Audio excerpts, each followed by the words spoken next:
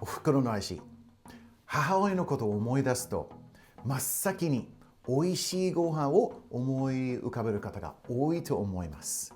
それはね、どこの国に行っても同じですよね。いくつになっても忘れられない母の味。同じ料理でもお母さんが作ったものがなんだかあったかく不思議と美味しく感じるんですよね。調査によるお袋の味人気ランキングトップ5はこちらです。 No.5 カレー、 No.4 肉じゃが、 No.3 煮物、 No.2 唐揚げ、 No.1 卵焼き。面白いですね。一番好きなのはなんだろうね、唐揚げかなちなみにうちの母親は料理はそれほど得意ではなかったので、子供の頃はよく冷凍食品を食べてたという記憶がありますうちの場合はお袋の味というより袋の味ですねLove you, Mom! 今回はお母さんの美味しい料理をテーマに一緒に考えていきましょう。I want to talk about this in 4 logical steps. We'll look at the problem, the reason, the solution, and some example sentences.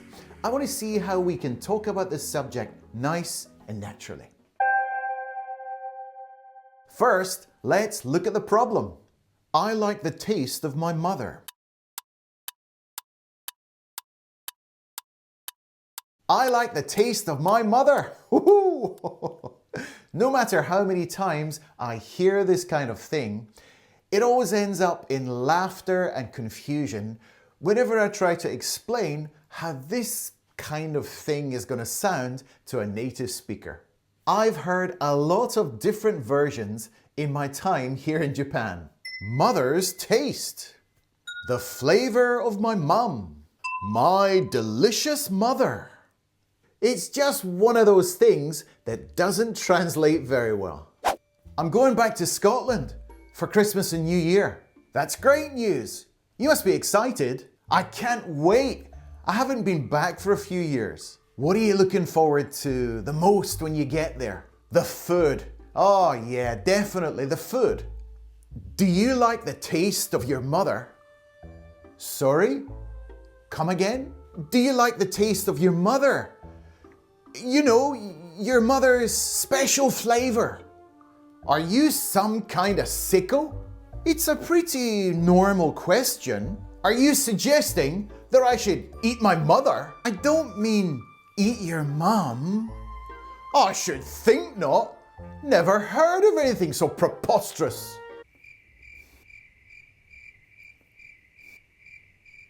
So, what else are you doing in Scotland? I'm going on a ghost hunting tour in Edinburgh. Oh, right. Sounds nice and Christmassy.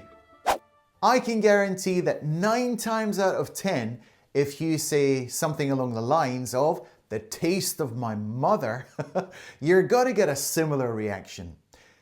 It could be a fun conversation, but it's probably one that you're better off without.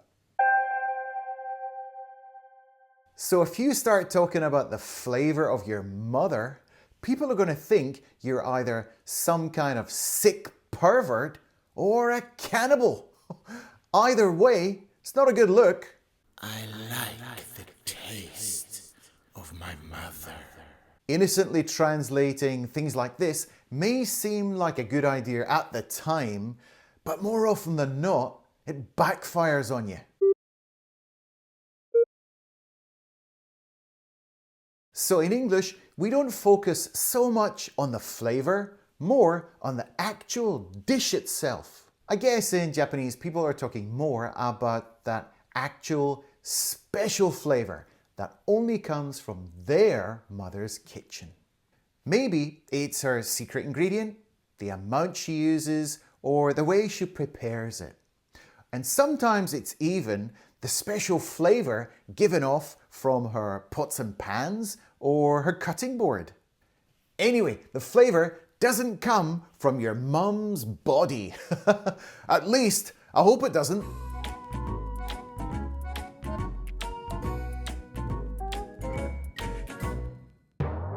As with a lot of expressions in Japanese, they can be very conceptual compared to English.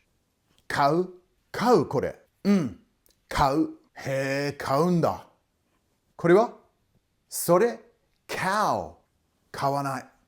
I'm guessing one of the reasons for this is the use of kanji, which facilitates speaking in a more conceptual way. Unfortunately, even though Japanese people can work it out, English speakers need it to be clearer, especially in this case. So there are a few different ways you can say お袋の味 in English.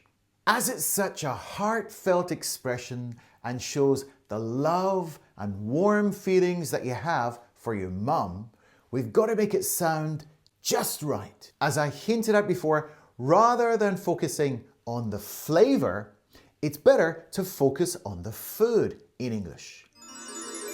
My mum's cooking. So this is probably the most common way to say it, and it doesn't focus on a particular dish. I can't wait to get home for my mum's cooking.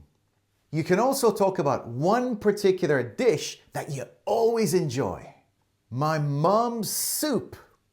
My mum's homemade apple pie. I can't wait to have a nice big plate of my mum's lasagna. A lot of people add on a few extra pieces of information just to make it sound more homely and to show just how great your mum is. I love my mum's homemade donuts. She's a really great cook.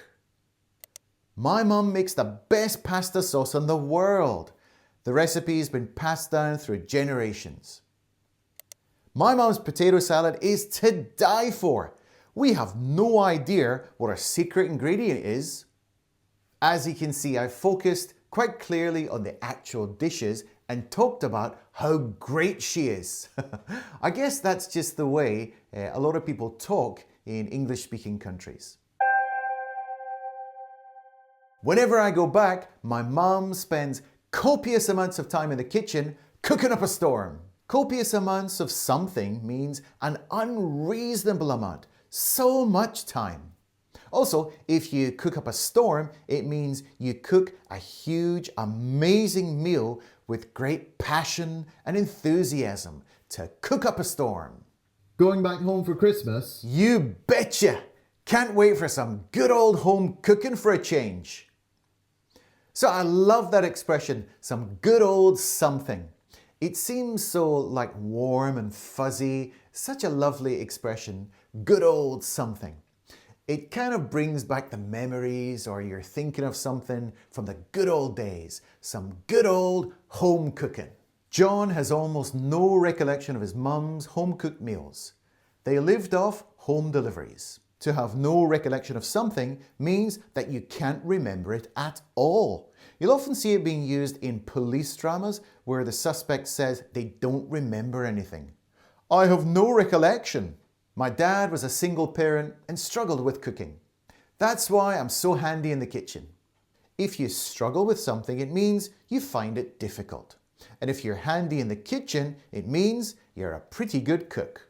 At the end of the day, it doesn't matter what the food tastes like.